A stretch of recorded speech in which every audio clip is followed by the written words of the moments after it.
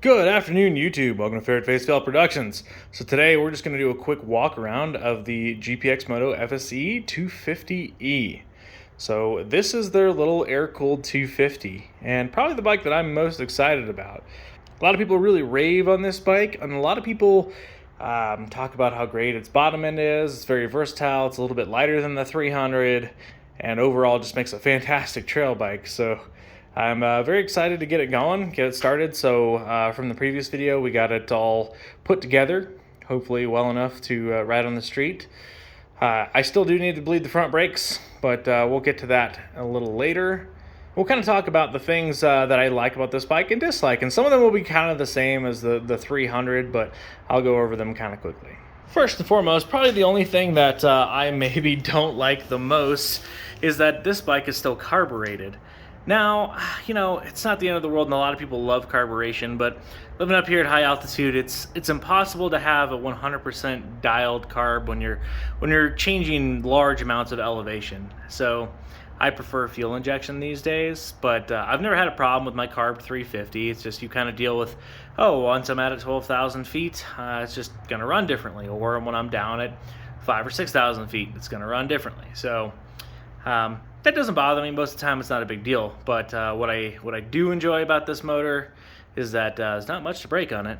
Just like the other GPX Moto bikes, it's got a nice gas tank with a nice billet cap on the top, so I'm a huge fan of that. Looks nice. Everything about this is functional and works so far. It's got the same dash display as the other GPX Moto lineup, so not a lot of difference there. It's got a tach, voltage meter, speedo, nothing super special. I still do not like the Handguard design. I talked about this in my other ones. This is attached, of course, as a bottom nut for this, you know, the bolt that goes through and holds your levers on, and this holds your whole handguard. So not a fan of that. Got a zip tied around here, and just it's kind of gross to me. That being said, like most people say, they throw away the bars and the handguards when they first get these.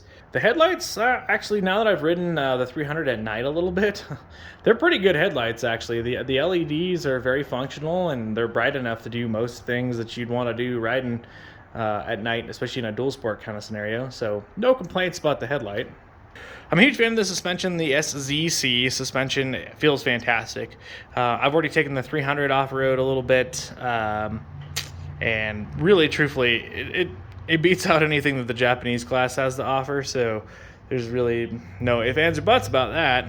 Another side of this side of the engine, as you can see, that this motor is very easy to get to, from your spark plugs to the top end of the motor. Everything is pretty accessible. I like that the carb is pretty easy to get off and get to, so there's a lot of huge pluses. Oh, that actually brings me to another point that, yeah, I just reminded myself about, is that the the choke to the carb is at the top of the carb, and you can't even really see it on the other side, but this is the choke. So, but people have made a little lever that snaps in underneath there that it, like, extends it out so it's easy to get the choke up and down. I don't think it's a big deal, but it's a little annoying. But you can see this is a nibby. All right, guys, so we'll go ahead and go for a first start. I have not started this yet, so threw a little bit of gas in, and I'll probably just ride it down to the gas station right down the road.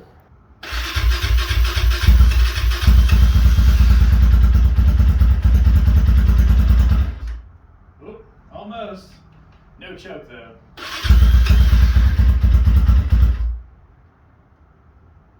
Try a little gas.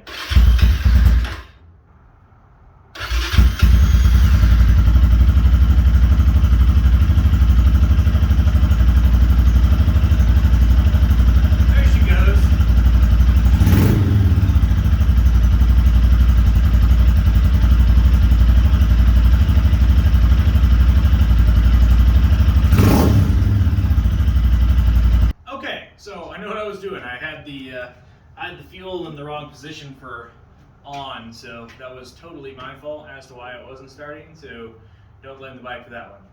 Also, I don't have the baffle in this one yet because I'm looking at getting some real spark arresters for this from Fisher, so we've got probably a few of those on the way.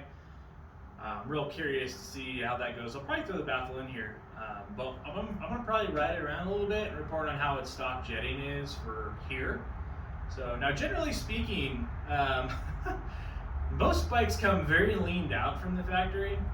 So from what I've heard, this bike does not. It comes like full rich. So a lot of people have said that even at sea level, it's been too rich. So up here, it should be drowning, although at idle, it felt pretty good. It seemed like it was okay.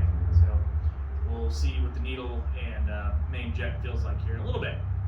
Just got back from riding around a little bit, just around the neighborhood, and grabbed some gas from the gas station over here since I don't have the plates quite yet.